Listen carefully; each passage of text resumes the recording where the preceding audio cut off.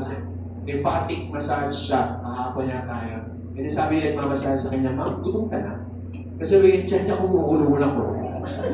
Naririnig nung nagmamasahe. Even ikaw nga, even yung katabi mo, alam na gutom ka. Physically. Amen? Pero what about spiritual? What about being hungry for the harvest? What about being busog for the harvest? Paano mo nalaman kung gutom ka pa? Let me give you 6 things because I have 13 more minutes na. Unang-una, kapag gutom ka raw, nakikita mo ang harvest. Using in chapter 4 na binasa kanina, ito po yung story ng mga disciples going down from where they were, going back to Galilee. And ang story po, sabi ng mga Bible scholars is that yung mga Jewish people, mga Hudyo, which is Jesus at yung mga disciples, saka po yung mga Samaritans, which is nandun sa Samaria, yung isipin na, kala ko lahat ng Samaritan are good. Di po lahat ng Samaritan are good. Yun ang pong nandun sa may kabayo na minto. Okay? Yung pong Jewish people at saka yung mga Samaritans, matalik po silang magkalaban. Alam mo yan, parang, parang talking text tsaka in-ever San Miguel na basketball team. Talagang magkalaban sila. Hindi ka nakarelate no? Hindi ka nanonood ng basketball.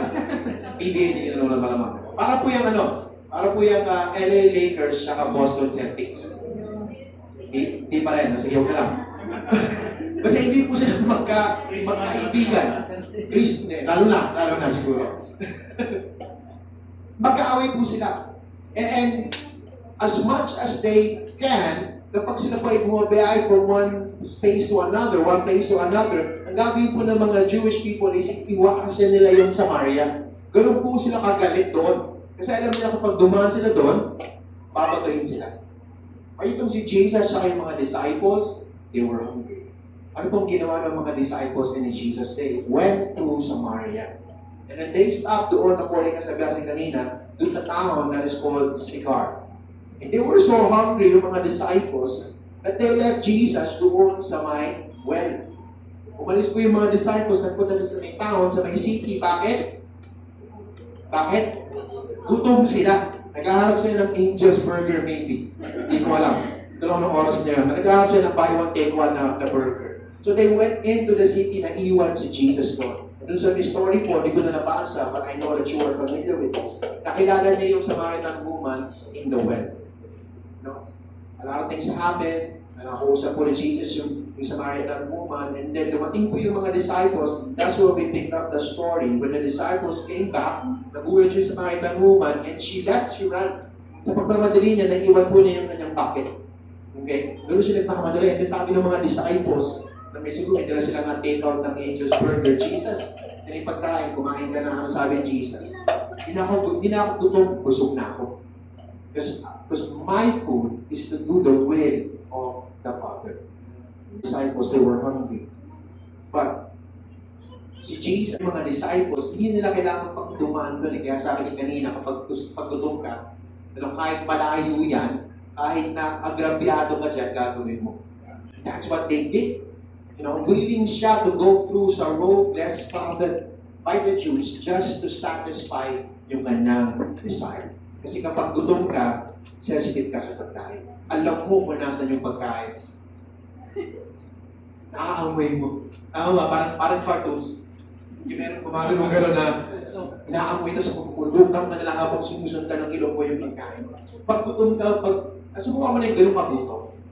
They saw different things. Ano nakita ni Jesus? The Samaritan woman who was in need of saving. The Samaritan woman who is in need of a Savior. Kasi kapag gutom ka, nakikita mo yung harvest. Maybe some of us here today na nabanggit mo na itong mga words na ito. Wala na kasi akong kailangan hindi Christian. Sino yung ganun? Sabi ni Pastor sa'yo, mag-invite ka ng mga tao sa church. Pastor, wala na kasi akong kailangan hindi Christian. Nasabi mo na ba yan? Parang walang gusto umamin dito.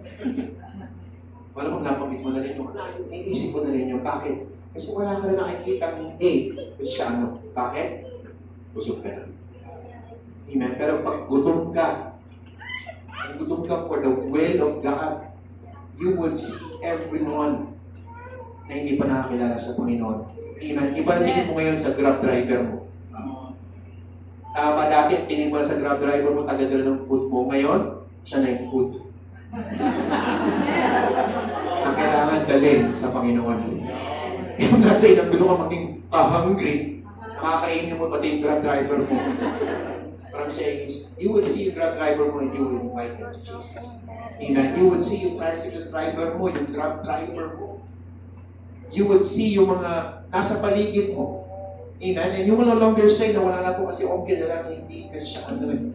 And now you would see, ang dami mo palang hindi Kristyano sa paligid ko. Bakit? Kasi you are hungry for the will of God. You are hungry to obey the will of God. Amen. Ang problema kapag busog ka na. Kapag busog ka na, you can be surrounded by the harvest and still not notice it.